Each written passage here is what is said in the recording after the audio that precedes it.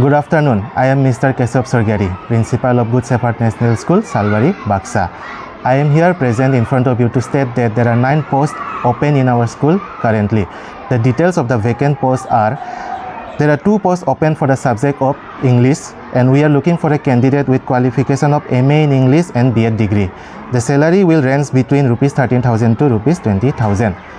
And also secondly, there are 2 posts open for the subject of mathematics, and we are looking for a candidate with a qualification of MSc in mathematics and B.Ed degree. The salary will range from Rs 13,000 to Rs 20,000. On the third, we are looking for 4 graduate teachers, and the qualification the candidate must have is the degree in BSc or BA including DLED degree. The salary will range from Rs 8,000 to Rs 15,000.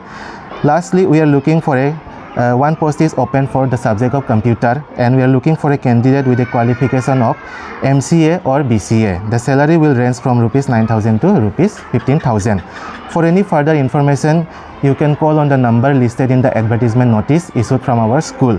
The date of interview is 3rd of May 2026 on Sunday, and the timing is from 10 AM onwards.